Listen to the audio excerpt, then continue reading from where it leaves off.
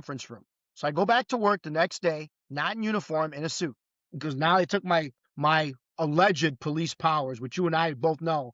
There's no such thing as real power. That badge is just a symbol. So this is suspension.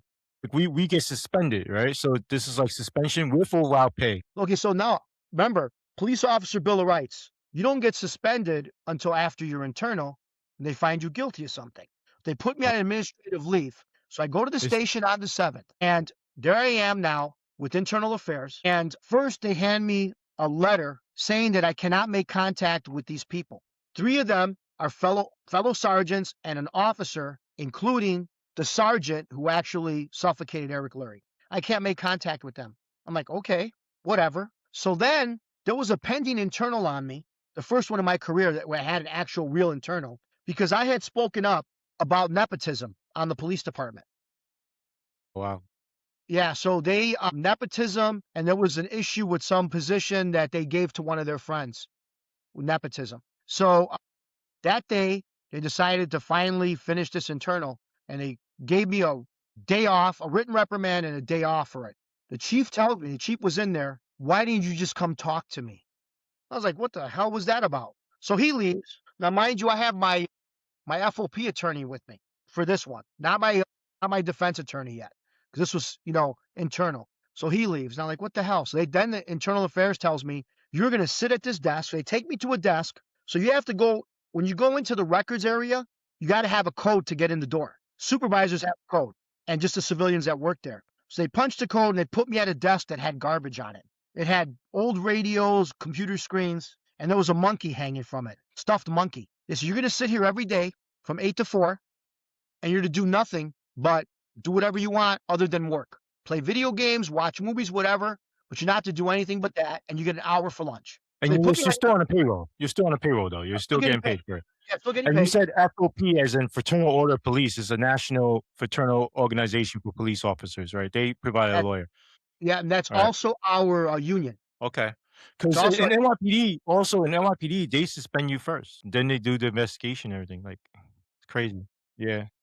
They usually suspend you 30 days without pay, and then they only could do that for 30 days, but then there's a loophole where they could resuspend you another 30 days without pay. It's crazy. see, with us, they have to follow a certain protocol. So they put me in this place to sit because they knew supervisors would key in and they'd walk past me.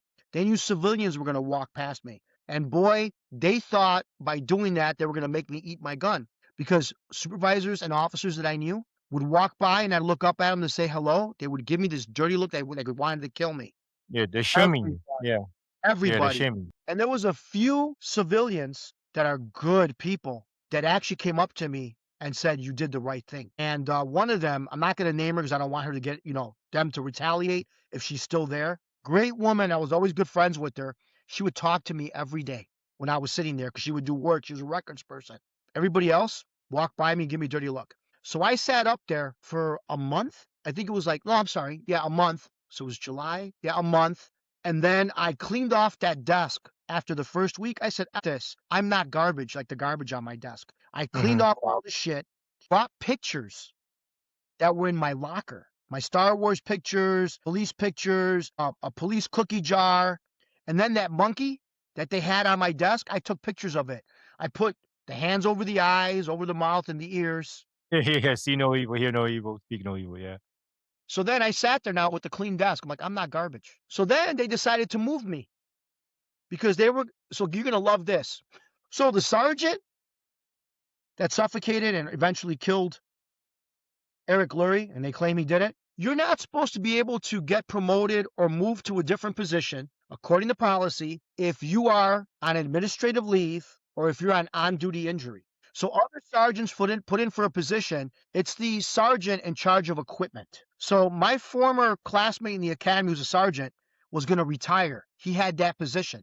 And in order to get into his office, you have to use the code of the door, walk past me to get to that office. So even my classmate from the academy that I was good friends up until I blew the whistle ghosted me, gave me dirty looks. So get this. They put out an inter-office memorandum per email. Anybody interested in his position as the supply sergeant and all that stuff, put in for it.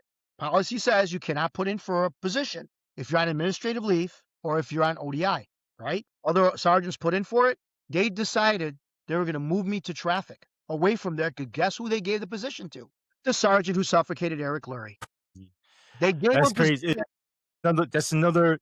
This is another like F you to your face. You know what I'm Yeah. saying? So It's give him a crazy. position. So then other sergeants filed a grievance with the supervisors union. So the dirty supervisors union, so the president of the supervisors union, who eventually moved to vote to kick me out of the supervisors union, went to every officer that filed a grievance, every sergeant, and told them, hey, man, let him have the position. We're trying to take care of our boy.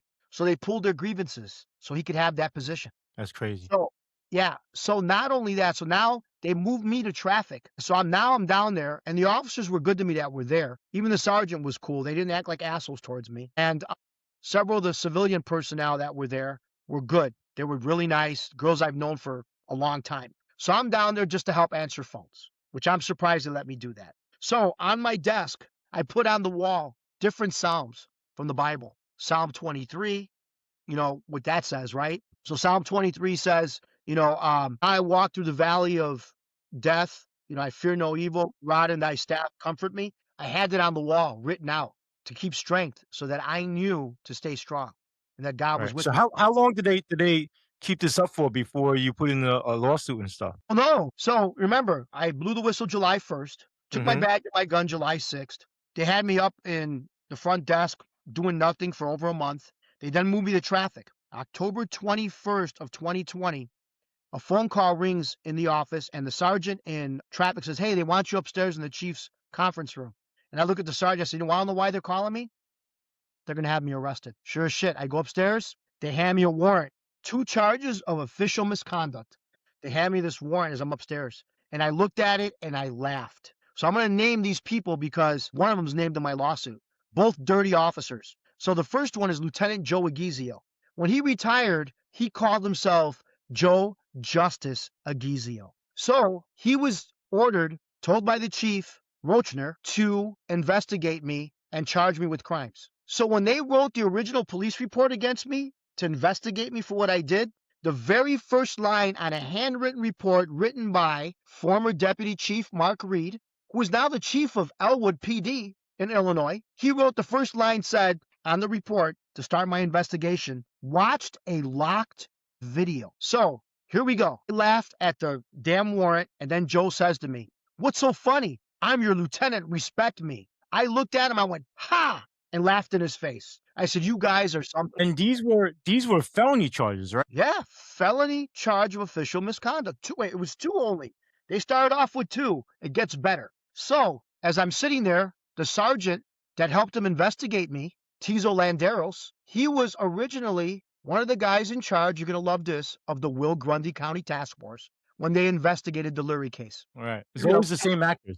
That yep, that's what amazes me, right? Like the similarities in everyone, all us whistleblowers, lamplighters, whistleblowers, like in all our stories, it's always the same actors. It's always, like the same tactics. They try to dirty you up. They try to break you mentally, and then they try to destroy you financially by tying you up in court and stuff like that. You gotta spend money to fight your case. Now you gotta spend money to get justice, to get recuperation and clear your name and stuff like that. And it's always the same actors. Even in my cases, right? Like up to the point, even like when I'm in criminal court and the DA calls for the video, the DAs have their own cops, right? of course. And right, in comes in with that cop or with that detective, the DA's detective, is one of the IAB cops that used to work under me, right? That I was trying to expose, the group that I was trying to expose that was harassing me. And I'm like, why is he touching the evidence against me? He should have excluded himself and be like, listen, I know this guy. I can't have anything with this case. It's called Chinese wall, right? Put up the Chinese wall. You know what I'm saying? You're supposed to isolate yourself and be like, listen, I don't want this to be tainted bias or whatever. But the cops that came out to investigate me, the cops that came out to investigate my case and then the incident and all that stuff, all of them were the people I was suing. Out of 30,000 cops, you're gonna tell me that you don't have anybody that I'm not suing? Because there was only like maybe like the group was maybe like 50 people in there or whatever, right? That I was suing. you know, out of 30,000 cops, and then they use the same cops. It's just crazy. It's just, and the crazier part is they get away with it. They've been And doing it that's for it. so long. They get away with it. But go ahead. It's just Yeah, so yeah. they both hand me this thing and they tell me, "We're gonna take you downstairs, fingerprint you, and photograph you, and you're gonna bond out." I said, "No, I'm not." "You're gonna bond out." I said, "No, I'm not. I'm going to jail." I said, "Because I wanna talk to that judge and let them know exactly what's going on in Kendall County." Because remember, Joliet's 2 counties, Will County and Joliet. Even though Eric Lurie took place in Will County, they had me charged in Kendall County. What happened was they had me charged in Kendall County when Eric Lurie was murdered in Will County. Wow. So Okay. they did that because Kendall County, every time an officer that really did commit a crime or did something, they go to Kendall County because they know that they'll push it. For some reason, in Will County, the state's attorney will never charge a bad officer. Wow. And this goes back a long time. The state's attorney, the current one, who should retire soon, he's been the state's attorney forever. When I came on, he was a state's attorney. And back in the day, 2 officers did commit some crimes. And when he had them charged, the FOP Supervisors Union and the FOP Patrol Officers Union did not endorse him. So he didn't win to become state's attorney again for a long time. Eventually, he ran again and they endorsed him. So he's been state's attorney forever now. Same So guy. he's trying to keep his position doing by favoring police officers. So there have been so many incidents over the years where officers of Joliet, Crest Hill, Will County have killed unarmed people. Okay. And they're never found that they did anything wrong. That's crazy. Yep, and it goes on, and that's why they didn't charge me in Will County. They charged me in Kendall County. Oh, then when I'm there, they say, "Oh, someone wants to talk to you." They walk out, and 2 FBI agents walk in. They walk in and go, "Hey, I'm Agent so and so, Agent so and so. Here's my card. If you want to talk to us, please give me a call." How the hell did they know I was being charged by the Joliet Police Department? And why did they want to talk to me? What do they think I was going to do? I'll talk to you, but I'm not talking to them and give up my Fifth Amendment, I mean, yeah, plead the Fifth Right. Amendment right? Yeah. So I was like, "No, sorry, I'm not talking to you. For all I know, you guys are in on it with them." Come to find out, at the time, the president of the Police Supervisors Union was good friends and played basketball in college with, get this, the U.S. attorney in our area. God, I got man. a picture of all of them together, along with Yeah. Glasgow, all the players, including the lieutenant and the FOP president, all of them together at an event. That's crazy. Lieutenant of the drug unit that was involved with the Eric Lurie case. So, anyways, so I go downstairs, they fingerprint me and stuff, and then they say, and I start laughing. They go, "What's so funny? This isn't a game." So Tizo says to me, "This isn't a game, Butch." And I said, "You tell that piece of shit, Chief Al Roachner, he started this game, play ball." And I put my hands out. "Go ahead, cuff me. We're going to jail." Yeah. So then So what then happened? they cuff me and they throw me in the backseat of an unmarked car and they drive me from the East Station. It's about 45 minutes to the Kendall County Jail because we take up Will County and far west where I live in Kendall County. So from my house far west to the Kendall County Jail is about 30 something minutes. From the east side of Joliet, it's almost an hour, 45 minutes to an hour to the jail. So I'm cuffed behind my back like a criminal they want me to be. I go to jail. They check me in. They already knew who I was. So this big built Kendall County deputy wearing camouflage because he's one of them CERT officers in the jail. You know, in case shit goes down, they put on their riot gear and quash Yeah. whatever's Yeah. going on. They check me in. So before they do my paperwork, they pat search me and everything, take all my shit, my cell phone, wallet, and all that. They give me a green. So Yeah. they open the cell. And there's another dude sleeping, and all there is in this little cell is a concrete slab and that 3-in-1 fucking toilet. You know what I'm talking about? Have you ever seen that? Yeah. Did you have Yeah, that yeah, where you yeah. were at? It's a sink, it's a toilet, it's Yeah, everything. Yeah. all in one. Who the hell is Yeah. gonna drink water out of that thing? I'm Yeah. not. Fecal matter. So anyways, so this dude is laying there and he looks at me and he was a male white and had the cleanest socks I ever seen. Bright white socks, dude. Bright white. And he had on jeans and a white t-shirt that had outlines of bicycles in different colors. He had short white hair, almost like a buzz cut, a band-aid on his nose. I remember this dude. He's gonna go in my book when I write it. So he says to me, "Hey sir, I'll move over for you." I said, "No, dude, go ahead and sleep. I'll just sit up with my nasty ass mattress." So I sat up on the slab while he was sleeping, and I was just sitting there twiddling my thumbs, singing to myself. And then this dude gets up and he goes, "Hey man, are you okay?" I said, "Yeah, dude, how about you?" He goes, "Man," he goes, "what are you in for?" I said, "How about this, man? What's your name?" He says, "Shane." I said, Shane, as in the book Shane? He goes, yeah, my dad named me after the character Shane in the book. So I think it's Mice and Men, if I'm correct, or just Shane. I said, my name's Javier Esqueda. Nice to meet you, man. I shook his hand and he puts his glasses on and I said, hey, dude, what's with the Band-Aid? He goes, oh, I had some cancer and they cut it off of my nose. And I go, Terrible. Shane, so what are you in for before I tell you my screwed up story? He goes, dude, I was sleeping at home last night and they came and busted my door in for a traffic warrant. And I believe the dude because we know people they're lying, right? He Yeah, had a yeah, traffic yeah.